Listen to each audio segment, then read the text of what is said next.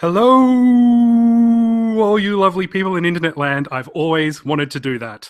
I am Andrew AC Yoshimura, and welcome to the first episode of Game Life Gaiden. So this is actually a new sort of series that I've cooked up. Anyone in the Game Life Balance team can do this. Australian, American, Nigerian. If we have a Nigerian team, we might have. We don't have one. Team. We don't. No. We should. We should totally franchise ourselves out because that'd be awesome. Maybe they start at $50,000 American per franchise. I think it's a fair price. Yeah. I mean, you could have a West Coast and East Coast. We could have the Tasmanian edition. That would just be a couple of pigs in a farm, I guess. But still, $50,000. I'm sure people would be happy to pay that. We'd be getting some of that fine podcast moolah that everyone else but us seems to be making. Oh, yeah. Everybody's making tons off podcasts. Everybody knows that. Okay, so Game Life Gaiden is basically an offshoot. So Gaiden is Japanese for B story or side story. So why they named Ninja Gaiden that title in America is very odd. Because it just means Ninja's side story. But it was a pretty big story they were telling in that 8-bit game. And in Europe and Australia, they called it Shadow Warrior because Ninja was too hardcore, apparently. I think so. Speaking on behalf of America, first of all, I'm Jonathan Martin. I'm the host of Game Life. I'm one of the two hosts of Game Life Balance US, the US edition of the Game Life Balance podcast. Question. Well, first of all, as far as Gaiden is concerned, again, speaking for America, there's a group of people. There's a large group of people that kind of fetishize or glamorize Japanese culture. Maybe without knowing very specifics of Japanese culture. And so that's in America. And so Gaiden kind of sounds like a cool Japanese word and kind of fits at the end of ninja, right? And so that was probably the dumb American reason why it was called Ninja Gaiden, because it's a cool sounding word. You know, I don't disagree with you there, but the funny thing is that a lot of the Americans I know will actually say Gaiden, like it's Ninja Gaiden, which like they put this kind of cool sounding word, but they got it wrong anyway. Yeah, but I mean, at least it looks cool, right? At least it looks cool when it's written out. It looks very Japanese. So, I mean, unless you need glasses and it looks like Ninja Garden. Oh boy, yes. Totally going to cut those roses today. That's probably an app on the App Store, and it's probably a Flappy Bird knockoff or something terrible. It's probably got microtransactions. I have a question for you. Sure. It is around the basis of your name, because when I was first introduced to you, it was through Twitter. Yep. And it was as AC Yoshimura. Mm-hmm. And then I heard on the podcast that you were Andrew. Yep, that's right. Right. So I got the first and last name there, but then the C is a mystery. The C is a complete mystery to me. And I don't think, I'm assuming it doesn't stand for complete mystery. So where's the C? Is that the middle name? Where does that come from? The C is actually my maiden name. So Yoshimura is my married name. My wife is from Japan. I spent a good 7 years over there in the 2003 to 2010, I think I came back.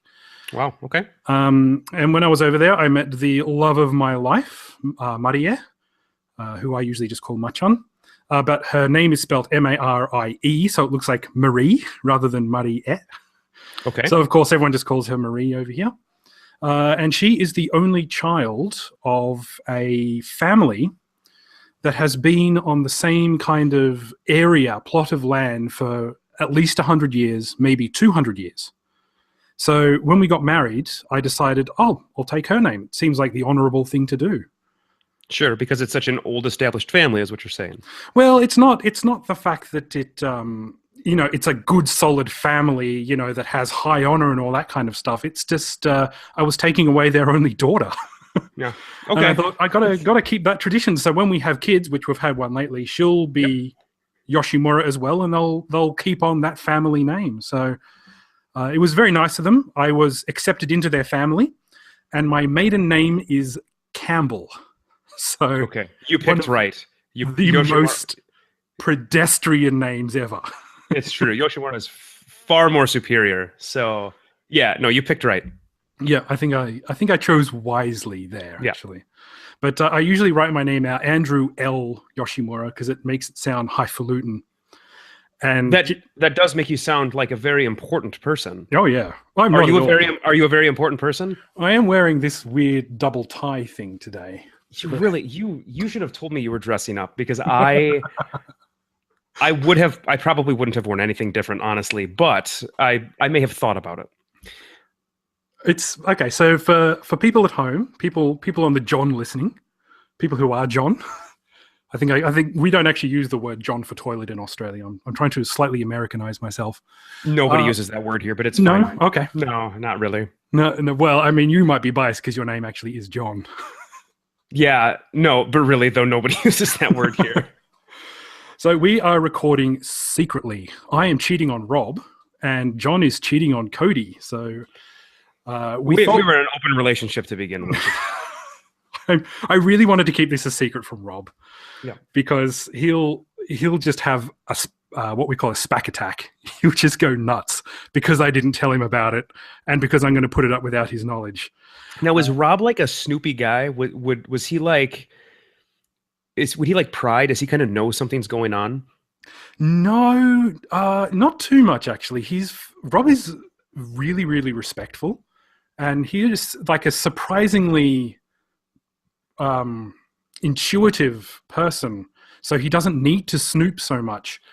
However, when I told him that I needed to learn how to set all of this up, what I did say was that in the future, I wanted to record stuff with Cody and like with people, some of my friends in Japan and everything like that. And so he showed me, luckily 2 days ago, and I just kind of used that new knowledge to my advantage. So I don't think he suspected that we had this on the cards, but he probably knew that I was going to use it at some stage. So hopefully I won't put this up and go, oh yeah, I knew that was going to happen. He wasn't like, hey, AC, let's hang out at like, I don't know, maybe 11 o'clock our time on Sunday morning, because that's like a normal time to hang out. And you're like, I can't, I got this thing. I've got a thing. You see, the great thing is that me being an atheist and my good friend Rob being a Christian, he's at church now. He's churchular church on a Sunday morning. So we've chosen the perfect time. The actual answer to it is that you have a kid now and he has a kid now. And so you never actually see each other again outside of that one scheduled time that you record. That is also a very good point. We ended up recording, the last time we recorded, it was like on a Friday night at 9 p.m. And the baby had just been put to bed, and we just stuffed our faces with pizza, ran in there and recorded one of the most insane episodes I think I've ever recorded. Because we were both, like, he was tired from work, I was tired from looking after my kid. And it got into some really weird places, but I'm happy with the way that episode turned out. Rob sobered up the next day and went, "Should we really post this?" But no, it was beautiful. It's totally fine. I love it when that stuff goes up, because he's always worried. Then he listens back to it because he edits and goes, "Oh, okay, yeah, okay. It was insane, but it was actually pretty funny." So he usually leaves it up there. Yeah, absolutely. So you are just getting done with, I guess here in America we'd call it paternity leave. That's right. I guess child. There's no like formal name for it other than paternity and maternity leave here. So, but you're getting done with that, right? Well, kind of. So, with my particular job and enterprise agreement, we have 6 weeks of parental leave. Now, there is like maternity and paternity leave, and there is in Australia, if you are the primary caregiver, then you get a certain amount of, like you can have 6 months off work, I think, and like you get 3 months of or 4 months of benefits of minimum wage benefits from the government. Sure. I think so. It's like a little payoff to help you, settle the baby in and breastfeed and all that kind of stuff. If you're the primary caregiver. I am not the primary caregiver, although I am one of the parents. Yeah, so I feel like you are one of the. I mean, you're one of the primary caregivers. I would like to think so, but according to the government, I want to give you more credit than the government right now. I think you are probably a primary caregiver. You should work for the Australian government then, as a fellow father. So we got 6 weeks, which I can use at any time throughout the year, which is phenomenal, I think, because I thought it would be 2 weeks or something like that. And even with 2 weeks, I'd be pretty happy, to be honest. But 6 weeks where I can take for like 5-day blocks at any time throughout the year. I took the first 2 weeks after my little baby May was born. Okay. And then my mother-in-law was here for about a month or so, and she was a big help. She couldn't speak a lick of English, only Japanese. Okay. So for that month, I was sinking more and more into Japanese culture and starting to use my Japanese again. And then she left, and now I've forgotten it all.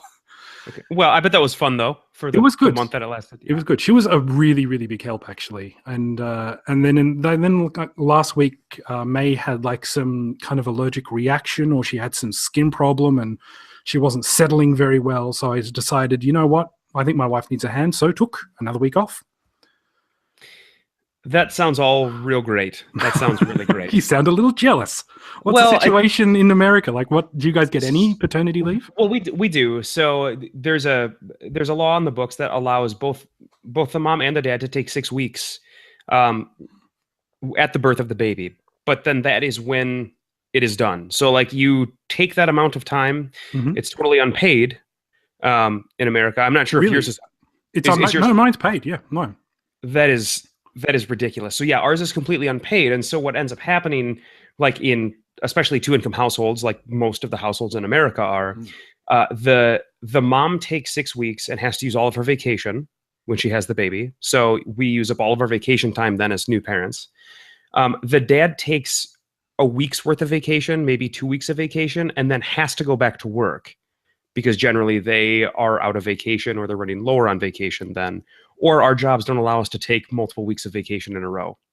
So that's kind of like our situation. So we have to go into our own personal time off in order to, and I mean, nobody can afford to not work for 6. You can't, like if you're normally having 2 incomes in the house, you can't just not work for 6 weeks, both of you. It just doesn't work that way. So we recognize, at least I recognize, that we are very far behind in terms of other other nations and like how we treat our parents. But what are you going to do? Like that's what we live with. We work around it.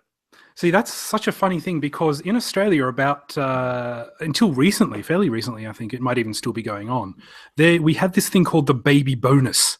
So if you had a baby, you would get like $2,000 from the government just for having a baby. And of course, Australians being Australians, because we have such a low population, they were trying to stimulate the economy and population growth and all that. We're only like 24 million people, and our land mass size is similar to that, a little bit smaller to the continental United States. So, I was going to say, Australia looks really big on the map. I mean, I'm no mapologist. In fact, I don't even think that's what they're called. But I like mapologist, sounds good. It looks really big on a map. You see, what you got to remember is that most of the middle is desolate desert and mostly uninhabitable, filled with really dangerous creatures. Like the most poisonous snakes live out there. It never rains. It doesn't really do anything. There are some habitable spots in there, of course, and people do live in the outback. But all the major city centres in Australia are all around the outside.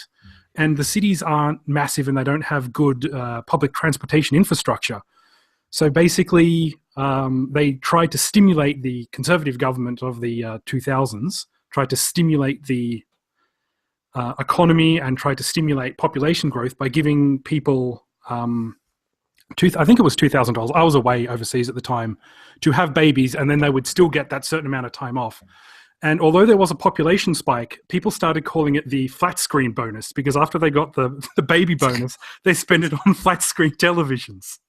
I'm all for I'm all for trying to experiment with ideas in how to increase population growth. I don't know if intuitively paying babies to, or paying families to make babies makes sense to me. I don't know if that makes sense to me. It seems so bizarre to me. I mean, having a child in Australia is very expensive, but we do get all of these perks at the same time. So, right. It kind of does even out. And housing prices in Australia are very, very expensive. We're pretty lucky. We do have a house. We do have a massive, massive $500,000 mortgage on, an almost $500,000 mortgage on the house. I mean, that's because 5% of the land in Australia is habitable. The other 95%, 5% is habitable. The other 95% is all in the middle with all the poisonous snakes and stuff that nobody wants to live in. So you don't have a lot of space to live. I mean, to be completely fair, that percentage you just gave me, I don't know whether it's true or you pulled it out of your head, but I'm going to say that's true. I actually just pulled it out of my head, but there is a fairly good chance that might actually be true. I mean, sure. habitable is an interesting word because there are places you could live, but probably don't want to live.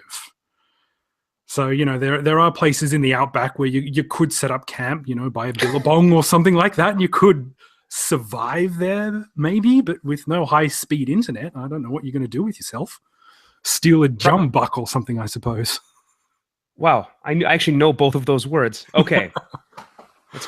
I did, though. I really did. So, what do we normally do, right, in our shows? Typically, our shows started off as video game podcasts, kind of originally, and over our story briefly was that we had been recording for 4-ish years and realized that we just didn't play games like we used to because we had both gone off, gotten big boy jobs, gotten married. I had a kid. So time was different and what we did with our lives was different. So we were like, well, we want to still get together and we want to still record. And that was when the whole game life balance thing started, when we approached you guys and said, hey, can we use this name? Because it's a great name. And this unholy demonic alliance was founded between the two sides of the globe. And so now we kind of talk about, we still talk about video games. Both of us do. Both of our shows do, because we still like video games, right? But then there's all this other stuff too that gets in the way. So we both kind of talk about that too, right? Yeah. Oh yeah. I find it interesting because when you guys first approached me, I went back and listened to, I couldn't listen to every single episode of Unqualified Gamers because I did not have the time. I barely had the time to do my own stuff. But I went back and, made sure you guys were legit and all that kind of stuff. Yeah. And I noticed that towards the end, I listened to a couple of random samplings throughout the years, and the episodes seemed to be getting a little shorter, but it was also, you were just talking about the same game from week to week. Yeah, for sure. Absolutely. Cody was playing Hearthstone, something. He loves that game. It's his favorite game ever. He loves it. He does. A lot of Final Fantasy talk, and Final Fantasy 13, I think, was just being played constantly. And I thought, and there was more and more life stuff, and I kind of got, yes, this is exactly, exactly where you're coming from. This is exactly what happens. And it was stretching episodes, forcedly stretching episodes so that they lasted at least a half an hour. I mean, it was miserable. So we took a break. We're like, hey, let's reboot this as something different. And that was when this whole deal got started. So one of the really interesting things for me about you is that from what I can tell, you basically don't play contemporary games almost at all. Is that true? Oh, yeah, pretty true. I am a retro gamer. I will. You're 95% of the games you play are retro games, aren't they? You love that number. You love that 95% number. 96% of the games. No, let's go back to 95. I like that number. Yeah. I mean, it's true though, right? It's pretty true. Of the stuff you play. Yeah, most of the stuff. I am a retro gamer. What we did before Game Life Balance, and I'm talking about the original incarnation of Game Life Balance, where there was no US or Australia, it was just the podcast, was Rob and I did a video YouTube series called Seizure, as in 8-bit, 16-bit, all that kind of stuff. And we played retro video games, commentated over the top, had a bit of a skit at the start. I'd saw the top of Rob's head off, or he would chop off one of my hands or something like that when we were playing Alex Kidd and Scissors, Paper, Rock and all that kind of stuff. Sure. And it was a lot of fun, but we decided to end that series because it had a beginning, it had a middle. We were our characters. We were AC and Rob. We weren't Andrew and Robert. And we kind of overplayed that's the basic personality that we have. We exaggerated that as characters, and we always wore smoking jackets and all that kind of stuff. So that was our bit, and we actually had an ending, which I was really proud of. We got an official, not an official, rather, we made up a fake YouTube letter saying that they were going to cancel us because we were doing such a terrible job. Sure. And we got a mate of mine to come in and who works for a television channel at the time, he did anyway, in Australia. And he filmed the whole thing and made it look really professional and everything. And after that was over, we decided we need to do a podcast because we want to keep working together, keep being creative. Right. But we also wanted to do something that was a little different because there are so many video game podcasts on the internet. and they've all got clever names. And we thought, well, we want to inject some of our own personality and our lives in there. And that's kind of how Game Life Balance came about. And I am guessing that and it was the only name that Rob and I could agree on at all. And I kind of thought it was stupid at first, but it really grew on me, especially towards the end of the first run. Rob had his baby. Yeah. And then I think you guys came to that same conclusion roughly the same way. You were arguing about names, and I'm guessing that this was one of the only ones you could agree on. That's really true. I mean, I think we came up with like 30 to 40 names total, and this is definitely the one that we both agreed on. And then we're bummed when we searched and we're like, oh, it's already taken. But it all turned out really well for everybody, I think. It really did. So Seizure was basically all retro games, and I am a retro gamer, and I am a retro game collector, especially since I travel to Japan so much. And we wanted to get away from retro games so Rob could talk about more contemporary games. Now, I do have a Wii U, and I do love a lot of the games on the Wii U. I love Splatoon. I love Super Mario Maker, which, is just basically like a retro game maker, really. And I do have the new Doom, and I do play a couple of games here and there, especially with Rob, but I really do like to be anchored back in the past, because it's so much easier for me. You can pick up and play a retro game, and then you can put it down and just go off and do your own thing. I don't have to be heavily invested into something for hours and hours and hours, which is why I don't play a lot of RPGs, because I'm just so busy doing other things. Yeah, absolutely. I totally understand that. Now, is your retro game collection, is it taking up a lot of space? Does it take up a lot of space? Did you fill a garage already with... It's funny you should mention a garage, because it was all located in one room. And then when we moved into the new house, that room was not big enough, I think it's fair to say. Okay. So I actually, I have a car. I don't really care about my car, what happens to my car. So the car lives outside. And now I just put lots and lots of shelves up in the garage and just filled it all full of all my retro games, my arcade machine, my Vetrix, and like I've got a display with all of the boxed Game Boys with like all the release titles from 1989. And I guarantee your wife appreciates a lot more also that your gaming collection is in the garage and not taking up an entire room of the house. I guarantee that. It's funny because in the old, it kind of bleeds out sometimes. Like I've still got a little bit of gaming paraphernalia here and there. Like I've got a PlayStation clock, which I made out of like a PlayStation, drilled a hole in it and put like a clock movement. Oh, I saw those. I remember seeing those. And I've got a like a Famicom, like which is the Japanese version of the NES, NES. Like with a ROB and like a Japanese modem for that machine. I actually had a modem for that, and I've got it all in like a nice display case. So if it looks good and it's sorted out well and sparsely all over the house, then I think it's okay, but she's starting to catch on. Yeah. Like when she opens her drawer and there's some of your old NES games in there, she's probably going to say, I kind of need this room for my clothes. I'm sorry. Which is true, which is why I ended up having to move all of my stuff out. Unfortunately, because I do have a whole lot of clothes myself, and I have a whole lot of prop clothes and like funny jackets and smoking jackets and stuff like that. I take up like at least half the wardrobe with all of my my random stuff. So wait, do you need multiple joke smoking jackets? No, but I have like a 17th century kind of big frocky coat with frilly arms, and I've got I've got like a couple of nice. That's your Tuesday workout. That's my Tuesday one. Yes. Yes. I've got. It's kind of where I keep all my prop stuff. So I've got Doc's. I've got like a lab coat, and I've got Doc Brown's shirt that he wore in Back to the Future 2, like the same kind of print on it and stuff like that. So all of that sort of stuff that you only wear very occasionally for particular events, social gatherings, all end up in that wardrobe there. So I've got some... Or Wednesday at work.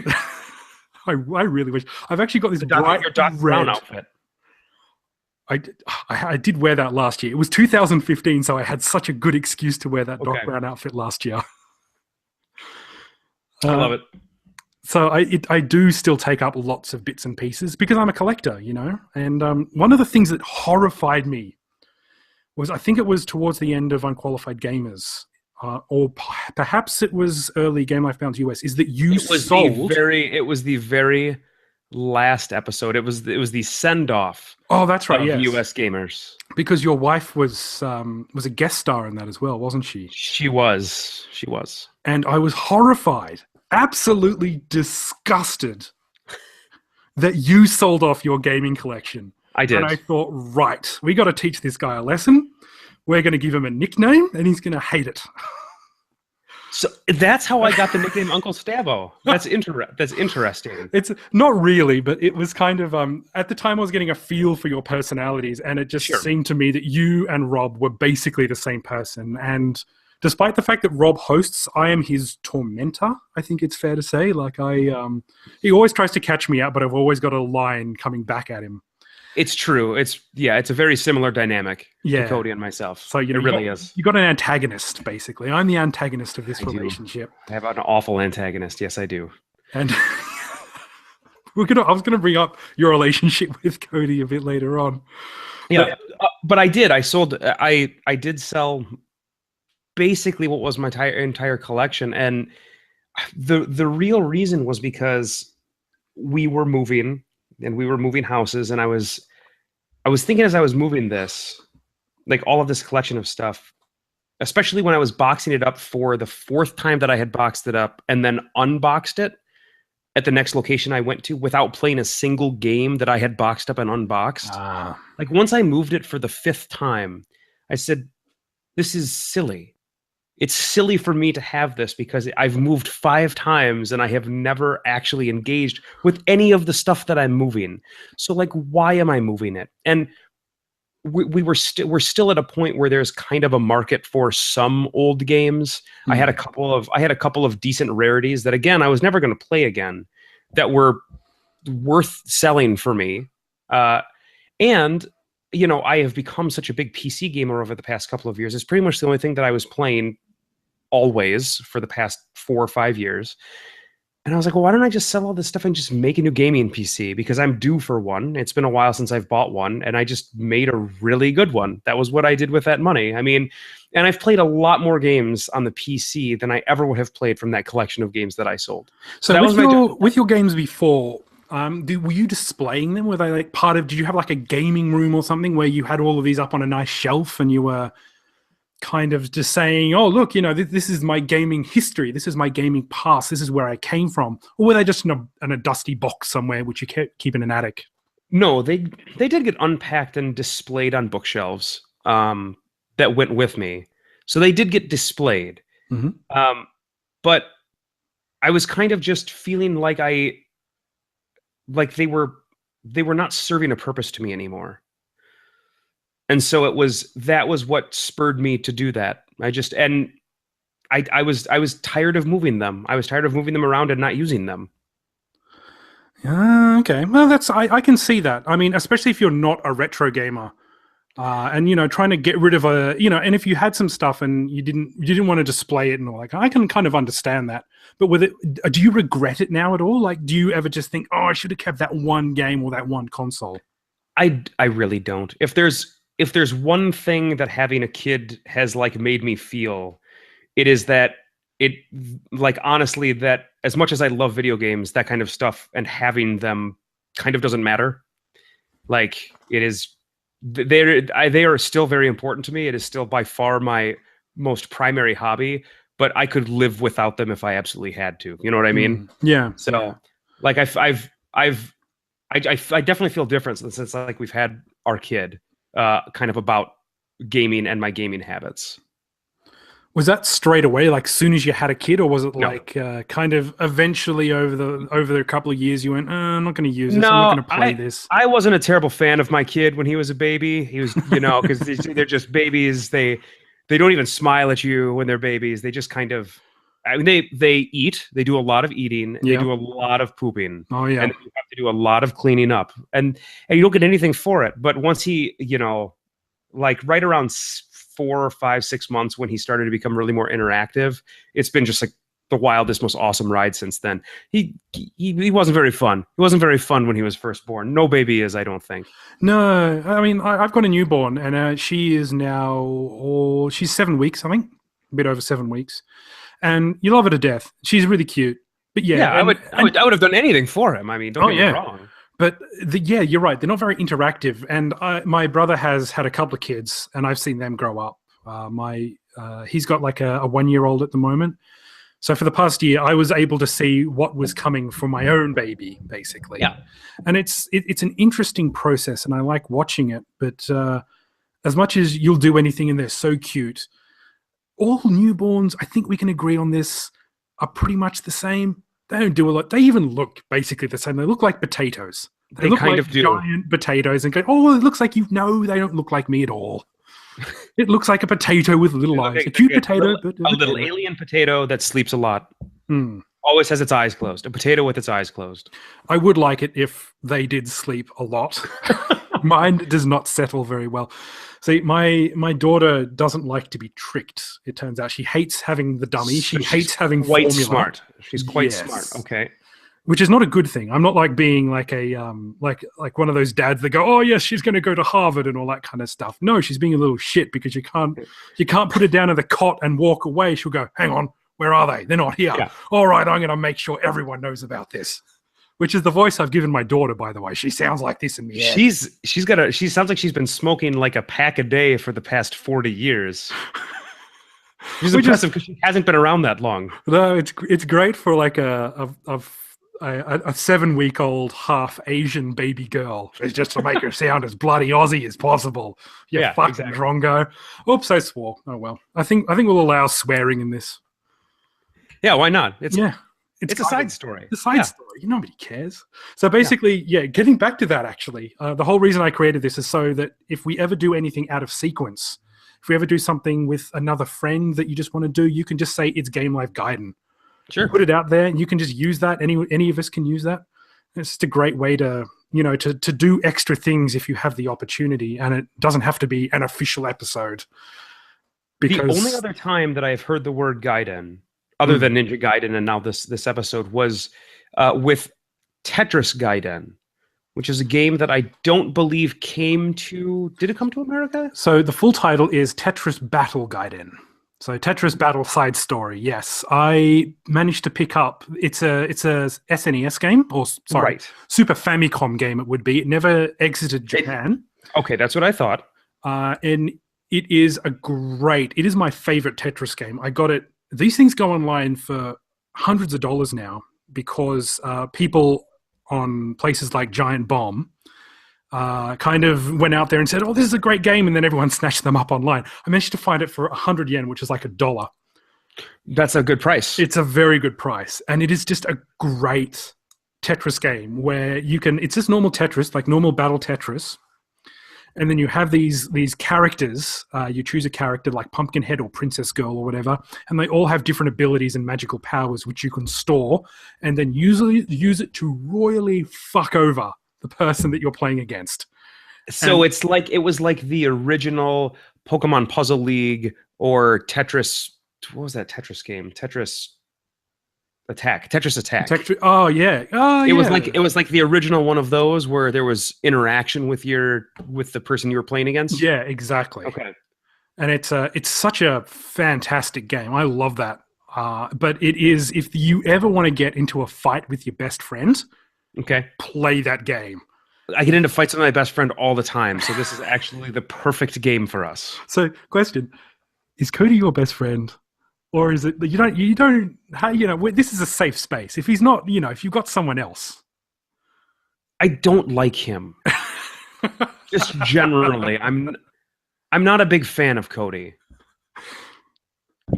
Yeah, I don't have much else to say about him. I'm just not a big fan of him.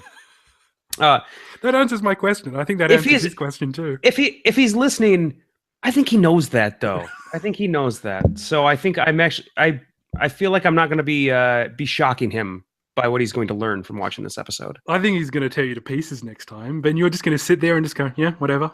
No, I'm going to sit there and go, I know I don't really like you that much. So but we're going to record this episode. It's going to probably be okay because most of our episodes are okay. Is that why you moved to like different parts of the world? You just kind of go, okay, I'm going to draw a line across the United States. You stay in Chicago. I'll stay down here.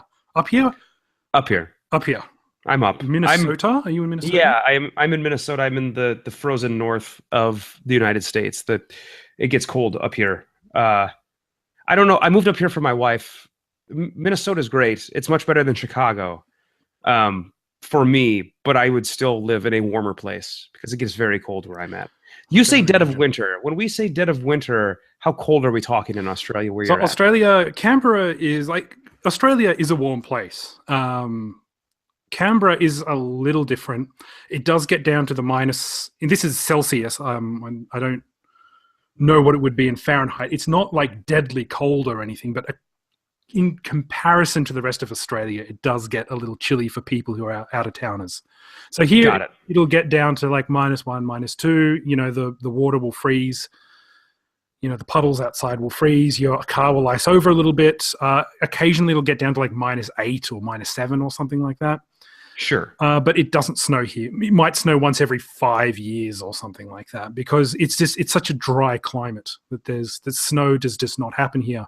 But I'm guessing it snows all the time where you are, and that's probably a warm summer day, -2, -3.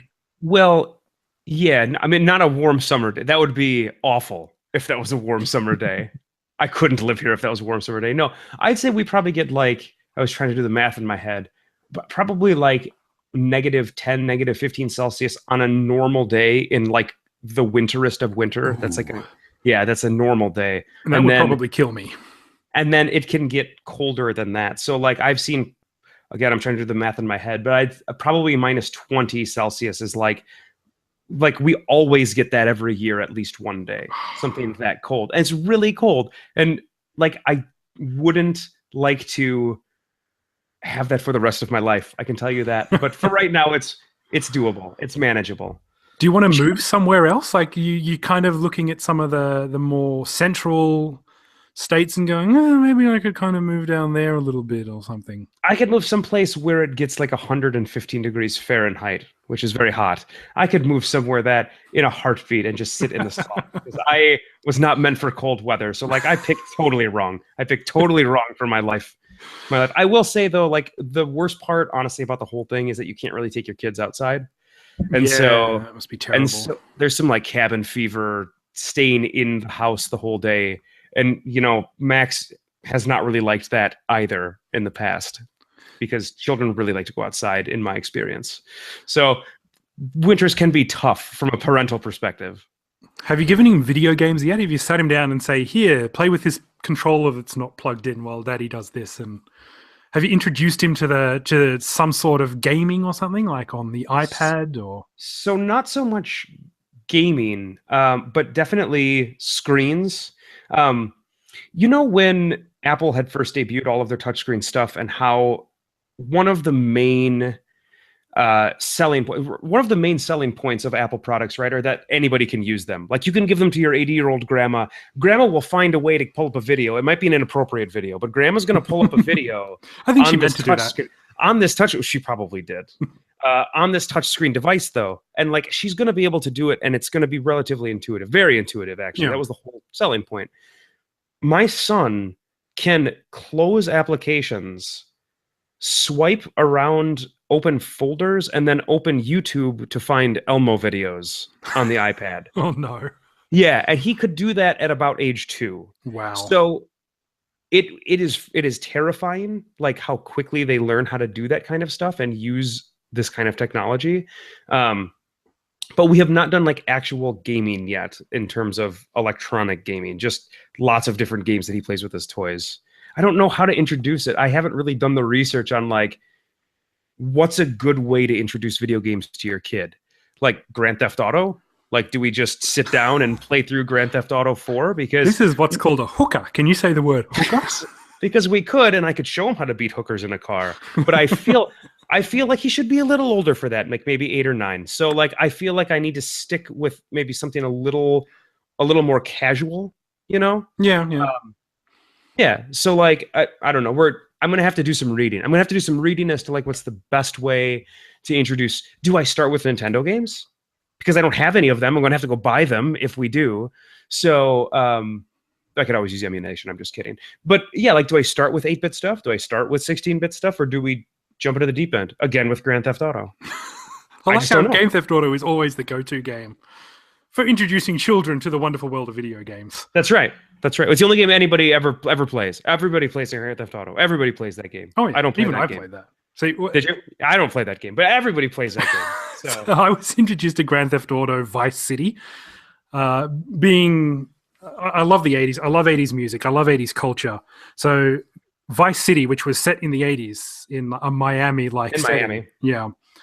And all my friend and I would do, he'd already played through all the story missions. So we would just try and get as many stars as we could. And on the PC, you could import your own MP3s. So as well as listening to all the radio stations, we just had the Benny Your Hill own theme. playlists. Yeah. Just the Benny Hill theme on a loop. And so we were just listening to yakety sax. Right. And we were just running down people and trying to escape from the cops. That sounds all right. So what about your daughter? Is she beating your butt in Mario Kart yet? She 'Cause she's going doesn't to. register colors yet, as far as I can tell.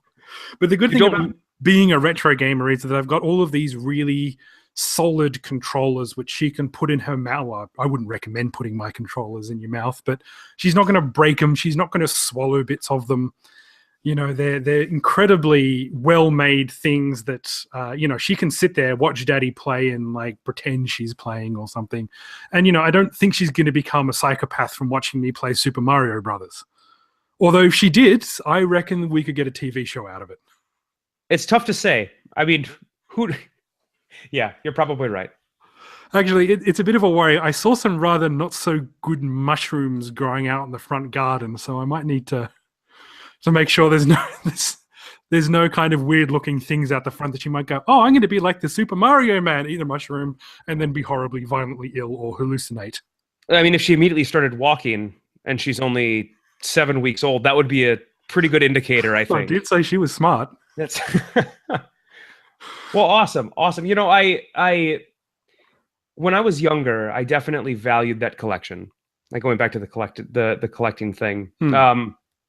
And when I had time, like when I was somebody in school still without a job and I had time, I really did play a lot of those games, those old games, and it was awesome. So I totally get it. I totally get the collecting aspect of video games. Now I feel like I'm collecting a digital library of video games because I have so many games on Steam that are now collecting. Do you play them though? Like, have you played all of those games at least once, or did you go? No, Steam sale. I got to get that in case I want to play it later on. No, my awful collecting habits have just translated to a non-physical version of goods. So now I have 400 Steam games, and I've probably played 50 of them, maybe 50. So like that's a problem now. So you've basically just transferred to a new Vice, which is actually the same as the old Vice. Right, but my wife can't see it accumulate. See, it's actually the perfect plan. She has no idea. I think we're going to have to show her your credit card bill. She can see it. It's fine. She knows. So, I mean, the reason I like collecting physical media is because there's something tangible about it, as well as the display. It's not something that can be taken away from you if Steam one day goes down or they decide that, oh, we want this game back. We'll credit you, this amount of money. Right. But it can be taken away, whereas the physical games, I will have them. And I'm sure at one stage I will go through something similar to what you've gone through. I'll go through my collection and go, look, I am not going to play this Japanese RPG I bought for $1 on a whim. I'll probably collect all of those sorts of games that I don't play and never would play. And I probably would sell them off. But there are certainly some things in my collection which I would really like to keep. And I'd always like to have some sort of collection which I could play through, because I think one of the reasons I became a retro gamer, because I fell off the games bandwagon for a while. Like when I was in Japan, I wasn't playing a whole lot of games. I played them with my friends and stuff like that, but I wouldn't really go out and try and look for them in any meaningful form. Because my friend who I lived with, who was a massive gamer, if I wanted to play games, I just play with him. We'd play together. It was very much a social experience. But sure, getting back into games, retro games for the most part are so much easier to me. Like I play the new games and they've all got like lots of shoulder buttons and everything, and I just go, oh, it's a bit too complicated for me. I just go play my little 2D platformers and I have a ball. Now, how do you feel about like the academic aspect of it, like the collecting for preservation's sake? Like, do you have any value in that, or is yours mostly from like a purely I want to just play these games? Like, these are games I actually want to play. I think it's a bit of both. Some of them, especially living in a PAL region, which is different. You guys use NTSC. I use PAL. Oh, sorry. These are words that mean nothing to me. Okay, so NTSC is the video signal which Americans use, which is about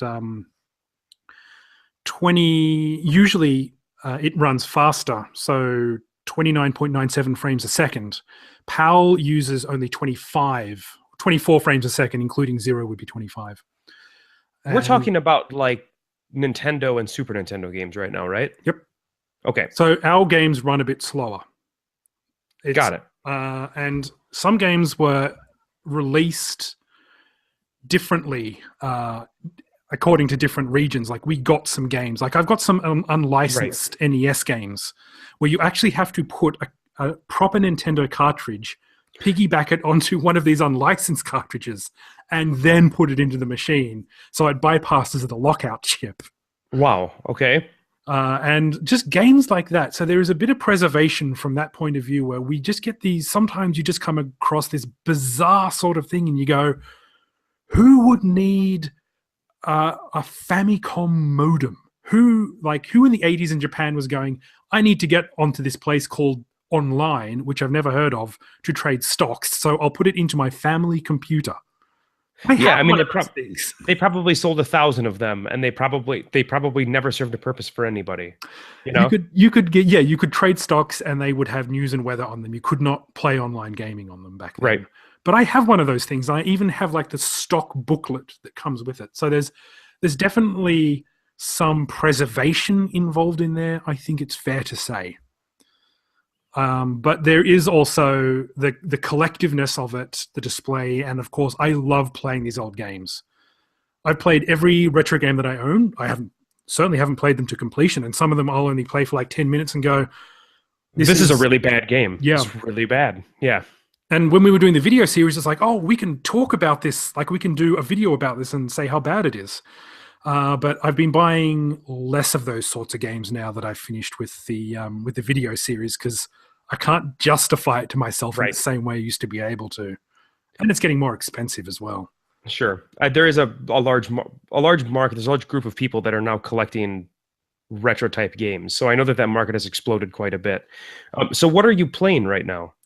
At the moment, if anything. Yeah, I'm not really playing a lot. But what I did get, I did actually do a video for the Game Life Balance Australia YouTube account, which is about the Vetrix. Do you know what a Vetrix is?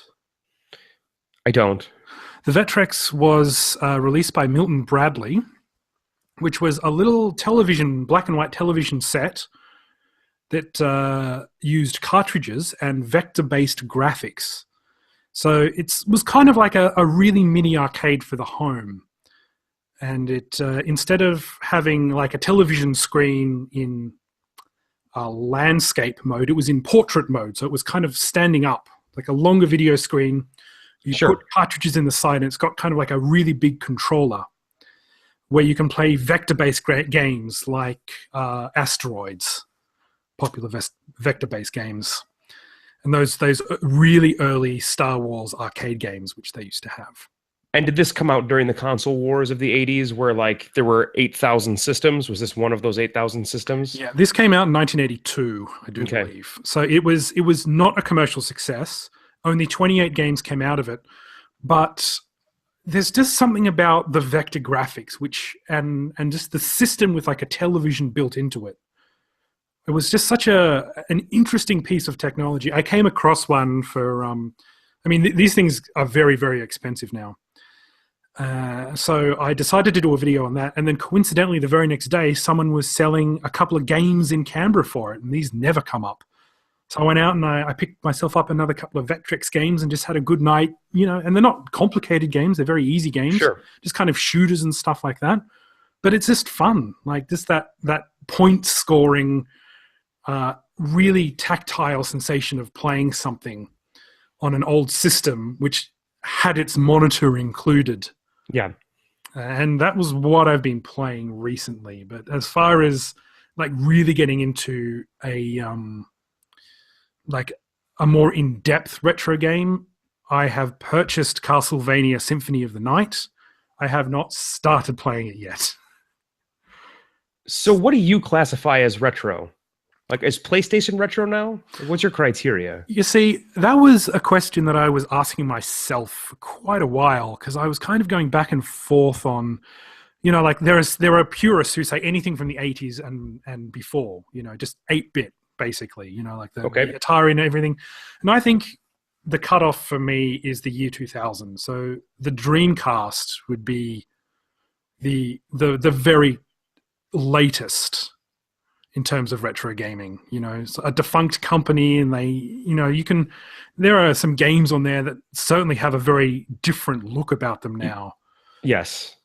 And I think anything beyond that is not retro. But, you know, we're getting people who were born in the 90s, grew up with like the PlayStation 2, and now that, you know, they're on the PlayStation 4, and they're going, yeah, that's retro now.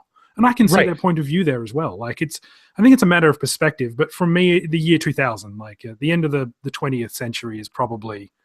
Isn't that goal line going to keep moving? It's going to keep moving. So in 10 years, PlayStation 2 is going to be your new retro console. And you're going to be waxing poetic and reminiscing about all these awesome PlayStation 2 games. That's already started to kind of happen.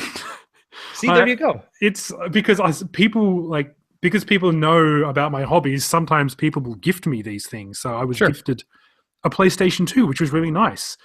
And then I wasn't actively looking for PlayStation 2 games. But sometimes I go, oh, yeah, I've heard about that game. I heard it's pretty good, so I might buy that one. But yeah, even with the new games that you get on Steam, and I've only got a few games on Steam, I certainly tend to gravitate towards the kind of pixel art games. Sure. Stuff like that, like Broforce, which is something which we did on our last podcast, which is a pretty awesome throwback to those 80s action movies and heroes and stuff like that. It is. It's a great game. It's very Arnold Schwarzenegger inspired, for sure. Very much so, yeah. I love it's the whole game is just utterly ridiculous. So when we first made contact with you, like we were just talking to Cody, and I watched, other than the fact that you were basically Rob's counterpart, I was very much like, oh, this guy seems very unflappable. He takes whatever Cody says, he turns it back on him. So I think that's where the genus of the idea of trying to torment you came in as well. So I think the original idea was that because we've been talking to Cody, we didn't know you at all. It's like, oh, we'll try and get under his skin a little bit, so he mentions us also to find out what his reaction would be. So while we were making our first video, we were trying. I just completely off the cuff, I think I called you Uncle Stabbo, and it made Rob laugh so hard that we had to do another take. So I think it may have ended up using the first take. But we ended up doing when we came back from our sabbatical after Rob had his baby and became Game Life Balance Australia, in the first video for YouTube, we actually said your name as Jonathan Uncle Stabbo Martin. I don't know where it came from. I think in The Simpsons there was some guy called Johnny Stabbo, like some movie that Marge was watching in one of the really later episodes or something like that. But I honestly don't think I'd even seen that episode then. So I think it was just something that I pulled out of my ass. I think it's a very flattering nickname. I will take it. I take it willingly. I think it's great. I often refer to myself as Uncle Stabbo. My wife doesn't like that, but you know, it's a good nickname. It's a good nickname. It just sounded so Australian because we were, I think, sound Australian. There's something we were trying to play up the Australianness a bit because we'd already done our own series called Game Life Balance. So we wanted, and since you guys were coming on board, we wanted to differentiate the two a little bit. And I think we've kind of given up doing that now because people keep saying we need to be more Australian, and Rob and I just go, oh, fuck yous, mate. What do you think I am, some fucking bogan? Well, the stuff when you do concentrate on the craziness that is Australia, it is super fascinating to those of us that don't live in Australia. Like when you talked as long as you did about fire tornadoes.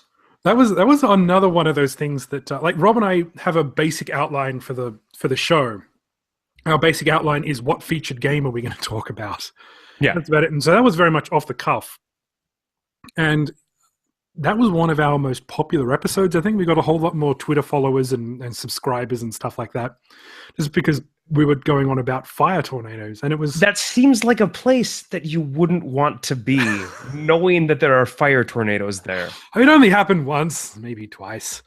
It was that, I mean, that fire in Canberra was absolutely devastating. It was just before I went to Japan as well. So it was, so yeah, it wasn't a place that I wanted to live directly after, and I got out of town. And you didn't, so that good for you.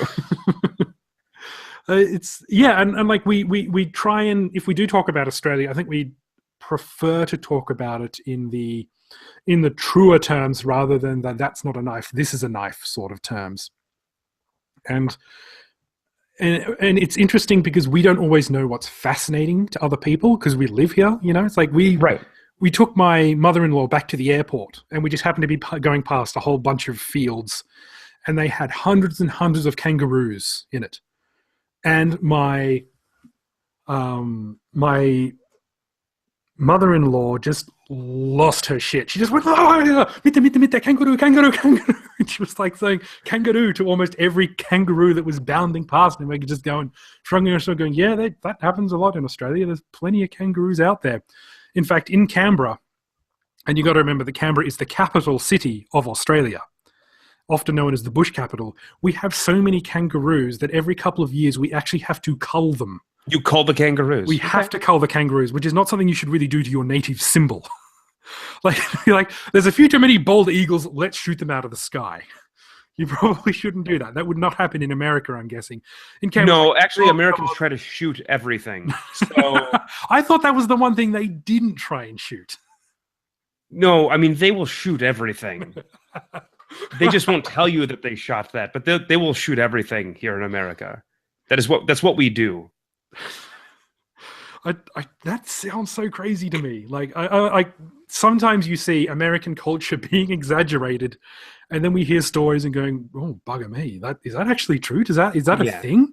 Yeah, no, it is. Most of it is really true. The answer to your question is basically everything about your crazy country is fascinating to those of us that don't live in your crazy country.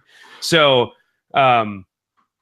yeah, anytime you talk about it, I promise you, somebody is listening to it with interest. We gotta strike up that careful balance, because a lot of the people who do listen to it are Australians as well. So it's cool to talk about that sort of stuff, but you know, people who already live here just go, "Why are they talking about Australia again?" Don't they? So don't you have issues there with internet like costing more? Kind of.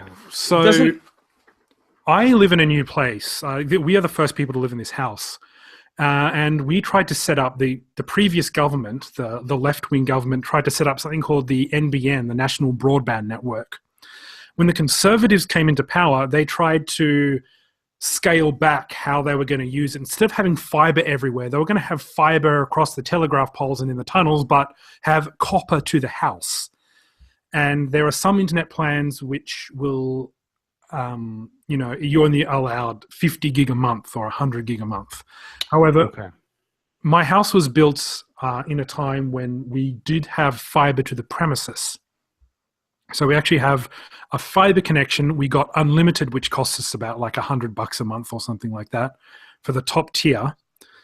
And now I don't even think about it. Okay. It's one of those things, but there are some people who, especially who live in rural areas in Australia, who get terrible internet and can only have access to like satellite internet and stuff like that, which is patchy. And I'm sure it's incredibly expensive as well. Incredibly, yeah. America is kind of the same way. People in rural areas also have difficult times with internet. I just thought it was basically all pay per gigabyte type. There internet are in Australia. A lot of that, but there are some companies which do it, who piggyback basically off the main network owner, which is Telstra, which would be like AT&T for you guys, I guess. Sure. And because they can't own everything, although they own it, due to competition laws in Australia, other people can piggyback off it. So if you go to one of the companies piggybacking off, you might get a slightly lower speed, but if you are one of those lucky people that have the pure NBN, then it doesn't matter so much. You pay a bit of a premium for your internet and your download speeds and everything like that. But after it's all set up and you've taken it into account in your budget, it's fine. This is much less interesting. I thought you were going to tell me it's $900 a week. If that was the case, I would move. But that would be a deal breaker. I reckon that would be the deal breaker with me in Australia. I'd go, not time to put my kimono back on and go back to Japan. That's right. Okay, awesome. So we've been calling you Uncle Stabbo, and you've taken it in good grace, and occasionally we'll just take a dig at you. I think I brought up the fact that you never smiled, and I'm guessing that was because you just were talking to Cody. Yeah, all the time. You had no reason to smile. Generally don't smile when we talk. And we were trying to do all of these things just to see if we could get some sort of reaction, because you seem so unflappable.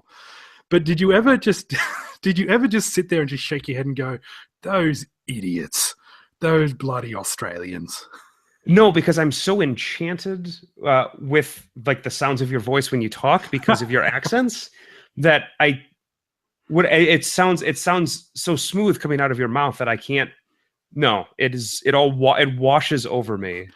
Is what it does. Has Cody ever gotten under your skin Yes. so much that you've just told him just to shut the fuck up? Maybe not. What did he do? Maybe not. I don't remember. I don't have specifics at all. But if you actually watch our episodes, there are times where I will there are times where I will step away from the computer, where I will take my headphones out and I will step away from the computer because of either some awful joke that he said or just some ridiculous thing that he said. And that's genuine. That is a genuine reaction. Is me like, I can't even handle you at the moment, and I'm going to leave the vicinity of your presence because I can't handle it at the moment. See, I've seen you roll your eyes so hard that they almost popped out of their sockets. Sometimes you just go, ugh. Sometimes watching you sit there listening to what Cody's saying, because you feed him these like obviously false pieces of information and he just incorporates them into his story, and it gets more and more ridiculous, and he makes some terrible punny joke and you just go, ugh. Yeah, that's pretty much how. And those are the times that if you're talking about getting under my skin, that like it does not like actually aggravate me, but it's more like I can't believe people find you funny is generally actually what I'm thinking at those times. Did you ever try and just take over from Cody and just go, maybe I should do the honors this week, and maybe no, because I'm too lazy. No, I'm too lazy. I require him to do all of the work. It works very well. That's the good thing about not being the host, like because Rob hosts. Basically he's going to be the showrunner now, which means he has to do the editing, and that is the one part. I'm happy to do the writing. I'm happy to do the pre-show stuff. I'm happy to set everything up with the equipment.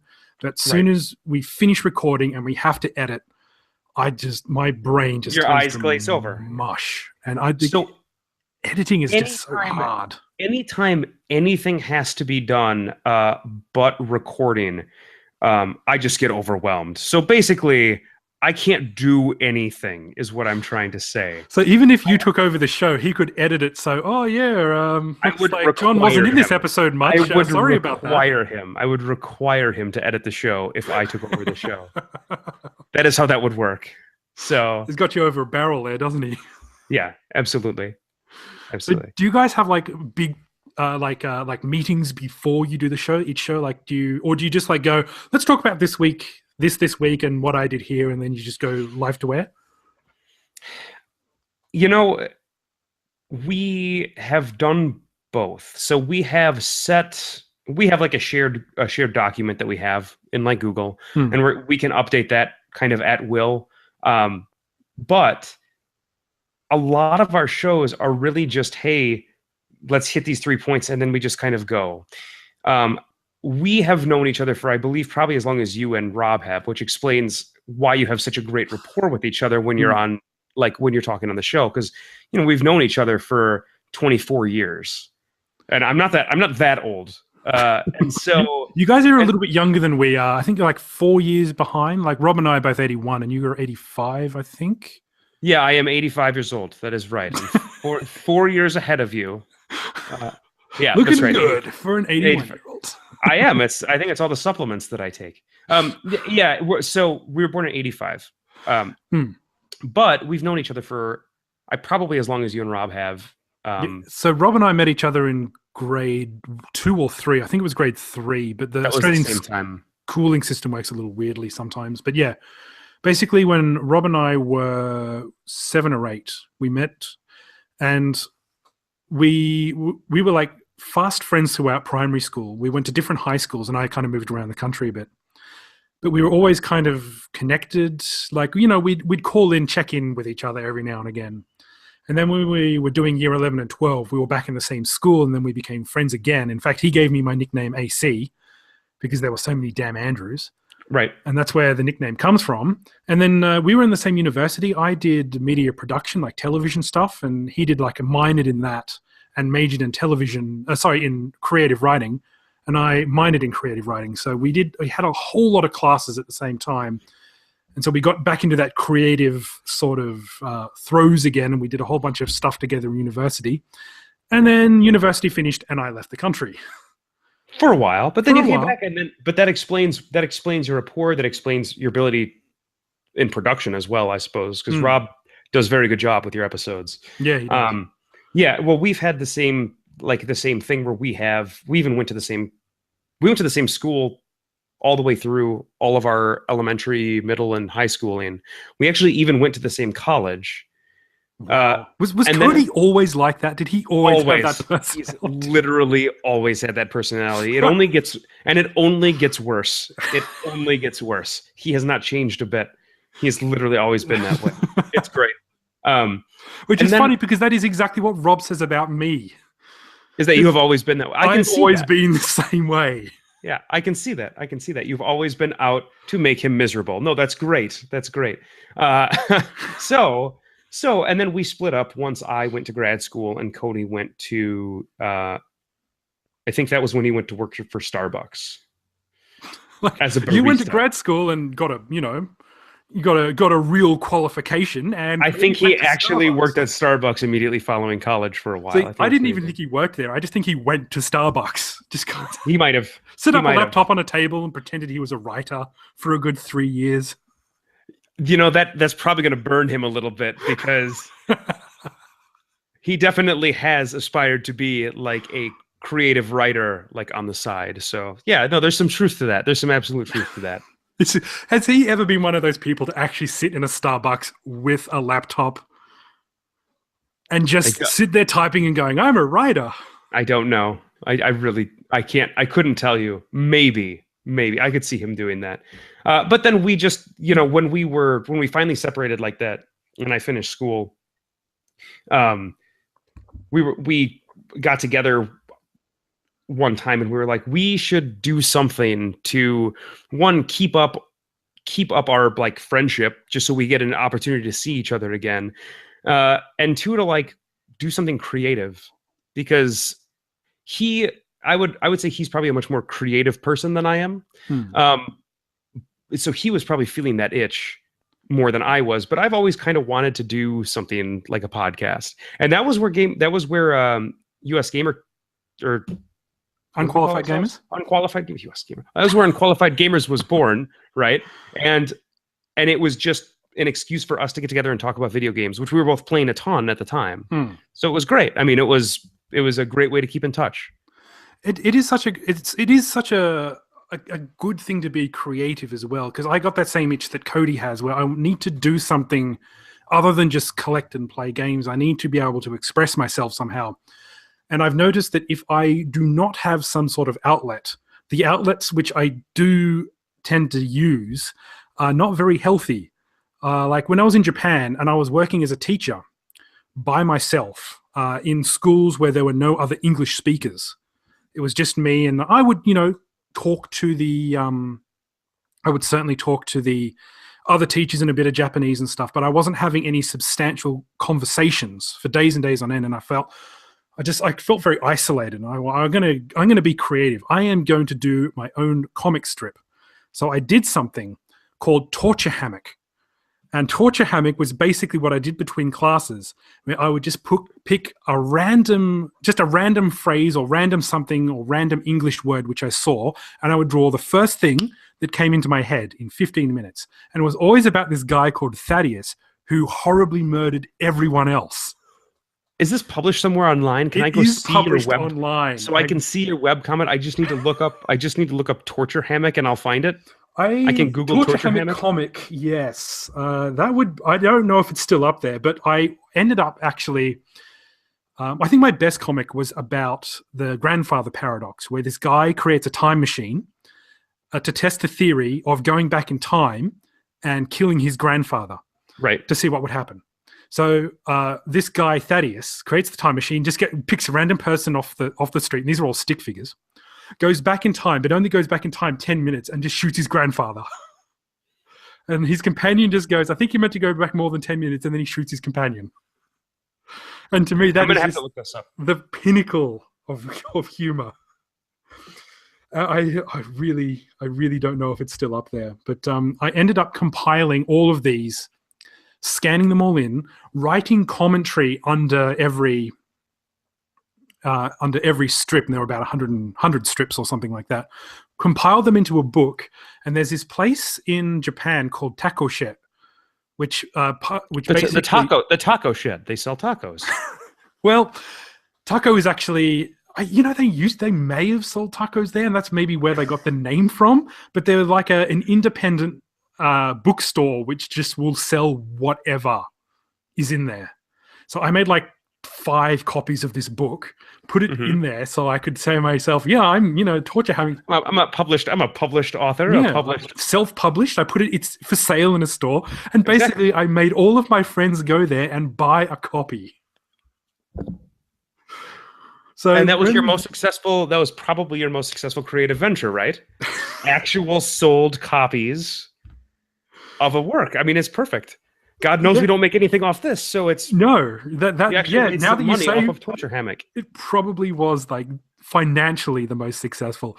And there were people coming here for my wedding, and I was forcing them to go to this store in Nakano Broadway, which is mostly known for its anime merchandising stores. And I was like basically saying, "Come on, buy this book." And it's still in some of my friends' bookcases. Look at this. This artist knows what he's doing. Oh, you found it, have you? Is it still there? I'm sure. Maybe. I'm going to look for it later, though. Absolutely. It is still there. I just punched it in, and yep, it's there. Wow. But yeah, it was one of those things that had a beginning, a middle, and an end, and it was just a horrible creative venture. And that's where I learned enough about myself to know that if I need to be creative, it's probably best that if I do it with someone who will keep me under some sort of control. Because otherwise things tend to get out of hand. And I think I'm doing a fantastic job. And then I go back and read this stuff later. Like I reread Torture Hammock a couple of years ago, and I was cacking myself. I was laughing so hard at my own material, but I was also seeing... like as you do, that this was like possibly one of the worst things I'd ever done. But it was because it was such a strange and odd time in my life where I was living with my fiance, who wasn't fluent in English at the time, but she was very good at English, but wasn't fluent. Right. So it was this very, very odd sort of mix of isolation, but also trying to express myself in a comedic way, and that's how it came out. So yeah, it is good being creative. I really, really do love just being able to just jump on, and that's why Game Life Gaiden was a good idea for me, because all you need for a podcast is a working microphone, and maybe another person, and then you can just go, yeah, you're interesting. Let's do this. Let's just speak into a microphone for a while, and we'll call that content. And I think I have hoodwinked you because I am not that interesting. I think you are. I think you'll listen back to this podcast because I've seen you're so much more expressive and emotive because we've never talked before. This is actually the first time you and I have talked person to person, so to speak. I've never even talked to Cody, although I feel like I know you guys quite well through the podcast. One, you don't want to talk to Cody. Two, you know that you are enough like Cody that you probably don't need to talk to him, right? So that is a scary prospect of doing a podcast with him, because that shit will never end. It'll just be me and him just going rah rah rah rah rah rah rah. Oh man, aren't those co-hosts? Oh man, oh yeah, geez, oh, and we'd just keep going and going and going, and it would be one giant pat on the back wank fest. It would be. That's absolutely what it would be. He would probably talk more about how great he was, though. He does that a lot. Yeah. He does that a lot. I will do a podcast. I'm fascinated to see what will happen, but because he's so busy and I'm so busy, like lining those sorts of times up is actually really tricky. Like, I think originally you and I were planning to do this, and my original plan was, let's just sneak this out here before I come back from my sabbatical, from my like 4-week break or 2-month break, whatever it was. And that would really annoy Rob. The way this is going, like our next podcast comes out on Tuesday, and I think I'll just rip the audio from this and put it up there. So this still might come out just before the podcast where I go back, and that would probably annoy Rob. I'll need to listen to Rob's reaction to that once he finds out what happened. You know what I should do? I am actually seeing him tonight because I've got to record some more Stupid and Skyrim content, which I haven't done in ages. So I might actually like just go there with my phone and just like maybe surreptitiously record him to go to the site now and see what's up there. But that would involve me trying to actually rip the audio and put it all up and put it all out there before like 7 o'clock tonight. So time's ticking and running out for me, I suppose. But about your latest podcast, I made it my business to watch it last night before everything went dark lightning basically struck your house, set everything on fire. It may have. I don't think it set anything on fire. I haven't taken a good look around. That might be a good idea. But if it's raining, I'm sure it would have been put out. But yeah, we did just put up another podcast. And you were talking about board games, and that was the one thing I did. I actually wrote a whole bunch of notes here of like stuff to talk about that I just wanted to touch on. Not that I thought we'd not have enough things to say, but things that I was genuinely interested to know about you. Sure. And you were mentioning that you went to Gen Con. Was that what it was called? Board games? That's what it was called. Yep. So I was just really interested to know what your favorite board game is. That's not even, so for me, that's not even a hard question at all. The game is called Twilight Imperium. Mm-hmm. It's a game that's published by a company called Fantasy Flight, which is a huge board game publisher. They publish many games, and the game it's basically a 4X space game. So everybody takes the role of a different alien race. It's completely asymmetric. So each alien race has totally different racial powers that do vastly different things, and then they get put on this game board where they have to explore and collect resources and things, and objectives will come up that you have to complete. You get points for the objectives, and the first person to like a certain number of points wins. And then there is it's hex based. So there's a bunch of hexes on the board, and then there's a big hex in the middle that's called Mechatol Rex. It's this giant planet where like the head government of the entire galaxy is located. So it has a lot of influence on it when you take it, and oftentimes there are objectives that involve Mechatol Rex. And so it's like this big, hotly contested middle of the board. And generally this game, for us, when I played it the most, was played with 6 people. Mm-hmm. So there was a lot of contesting towards that center of that board, which makes it a super interesting game. Yeah. But so you can form alliances and stuff like that. You can kind of absolutely have a couple of side deals with this guy and maybe have something going on over here, and then horribly betray each other by the end. Absolutely. Absolutely. The thing about the game, one of the big things about the game that made it so good for me was that the game lasts anywhere from probably 8 to 12 hours, sometimes even longer than that. It's an incredibly long board game. And while it is not realistic to play that game at all anymore in my life, I was playing it the most when I was in pharmacy school. And I met a group of guys that were unrelated to pharmacy school. just at like a board game shop.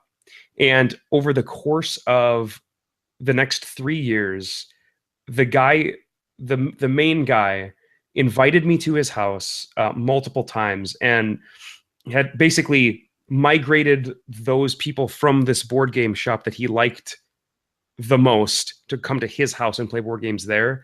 And he is the most avid board gamer that I know. And we probably played Twilight Imperium close to 50 to 100 times over the course of my pharmacy school. And at 8 hours a game. Yeah, that was how frequently we were able to play that game. And most people feel lucky when they get 1 or 2 plays of that game a year, right? And we were getting it almost on a every single weekend basis for a while, and it was amazing. So when you're spending that much time with people and you're sharing that interest that hard and that profoundly, like, it's really hard not to become really close to those people and then also not have a deep sense of nostalgia for that time. Oh, yeah. So like that game for me will always be the best game that like I've ever played, always. And not only because it's a great game to play, but just because I have all those nostalgic feelings for it. See, I just find that fascinating because those sorts of games, I only kind of got into board games fairly recently, I suppose it's fair to say. And I'd heard of them, and there are certain gateway games. Like a lot of my friends really got into them. And one of my friends in particular, the best man at my wedding who lives in Japan, the guy I went over there with, also called Andrew. We call him Elchan, though. How many people in Australia are named Andrew? Sorry, just as an aside. How many of you are there? All of us, or Andrina, I suppose, if they're girls. Is Rob's first name Andrew? Is Rob his middle name? Rob actually has 3 middle names, but yeah, Rob's one of them. Yeah, it's Andrew Rob. Andrew, okay. Rob, Greg, Jeffrey, I think, Leotard, Bailey. I think Leotard. He's got like 2 middle names or something. I don't know. 3 middle names. Leotard's an unfortunate middle name. But I think it's actually Liad or something like that. Okay. So anyway, he's just going to be listening to this, and he's just going to want to thump me. I digress. So what? So you were just gotten into board games. Yeah, but basically, my friend in Japan always buys. He's just got a massive cupboard full of board games, and they take a lot of space. They take a lot of space. They take up a lot of time, and every time I'm over there, he always manages to organize these big parties. Like, not big, but like 5 or 6 people. We go down to the local 7-Eleven, which in Japan sells booze at any time of day or night. We just stock up on lots of beer and bourbon and stuff, and we just go there and we just play these games for hours. And some of the games I like, some of them are a little bit too complicated for me, I think it's fair to say, because I like the social aspect of these games. I like the wheeling and dealing and betraying people, and and I'm always the unpredictable element in these things, because whenever I play with them, they go, I don't know what he's about to do. Yeah, I believe and that. There's always meant to be the person who's the person who's meant to betray everyone else because you've got that card early in the game. Yep. I'm automatically suspect of course number 1. Of course you are. Absolutely. Yes. And I would suspect you as well. Yeah, exactly. And I play that up. I play that up all the time. So even the person who is meant to be the traitor is like going, what are you doing? Yeah. This isn't helping anyone at all. Yeah. And I love those games. But I think I was introduced to modern board gaming through Carcassonne. Like a friend just said, oh, let's just try this. And I went, oh, okay, yeah, board game. I don't want to play Clue or Monopoly. Right. Because nobody wants to play those. No. Yeah.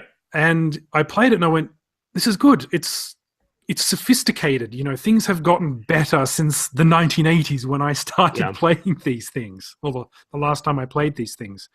So I think Carcassonne was the gateway to me, but I still love the more social games where you can chat and drink and it doesn't get too involved, I suppose. And see the when you have like the group of guys that I have these experiences with board games with, you have both, because Twilight Imperium, for instance, the base rule book is about 48 pages.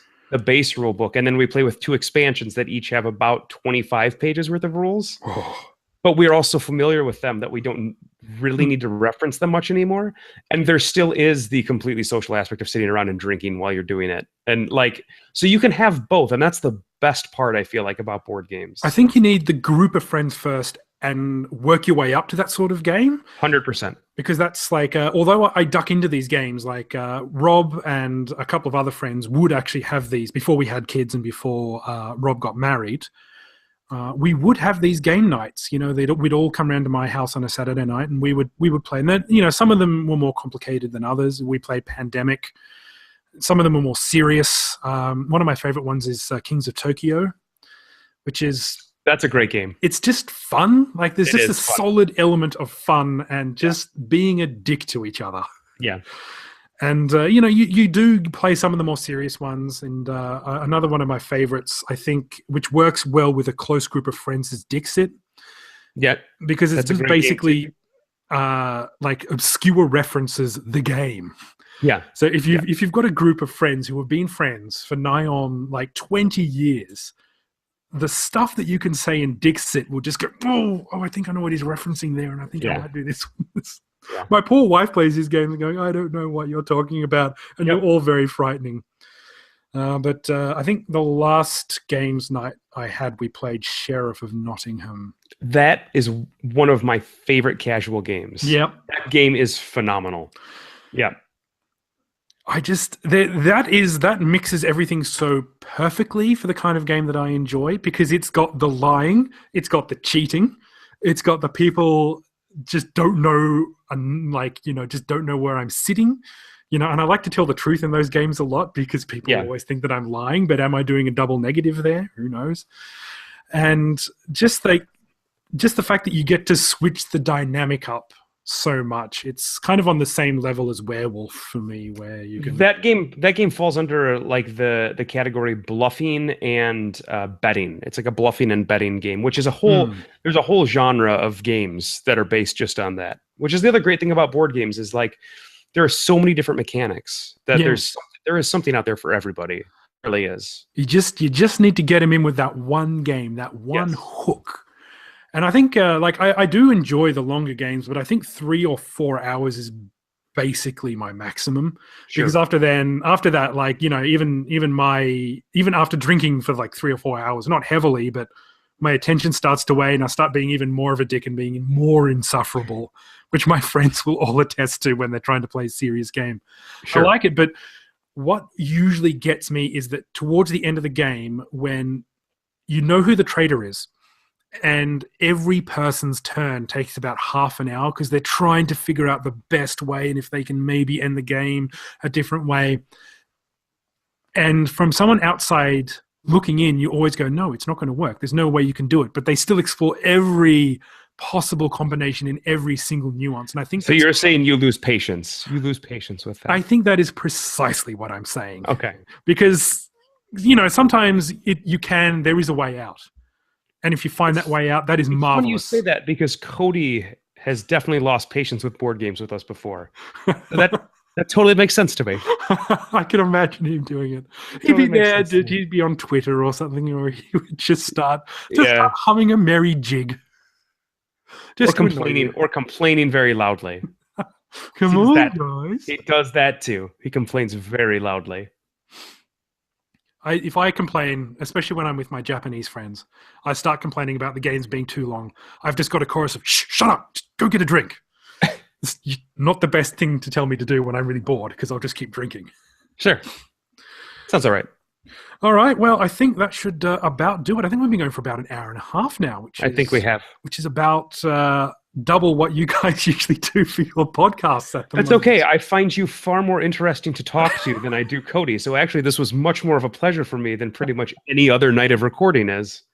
So that was actually really nice. Yeah, it was a pleasure. It was really good to get to know you a bit better. And I think our dynamic works quite well as well. So I think it'll be just fine. I think we might have to do this again one day, actually. That'd be good. Especially, what we should do is just make a list of what really annoys our co-hosts, and then just share it with the world. I could just make a list of things that really annoy me about Cody, and we could just talk about that, because that could definitely be an entire episode in of itself. So maybe next episode, that's what we can do. I would love to hear that. I would love to hear exactly like how Cody gets under your skin, because he's got like 25 years of experience of doing that. It'd be a long time. It'd be a long episode. We'll talk about that next time. All right. Well, I am Andrew AC Yoshimura, and I would like to thank Jonathan, Uncle Stabbo, Drug Mule Martin. Martin. I almost got it right there. Martian. Could have been fine too. Yep. Almost called you Martha. Martha's a good name too. Okay. I could be Martha. Is your middle name Andrew by any chance? It is. Okay. It is. So. Actually, I would fit right in. Just move things around a bit. But thank you very much for watching. This has been Game Life Gaiden, and I have had a fantastic time. Thank you very much. Yeah, thank you, Andrew.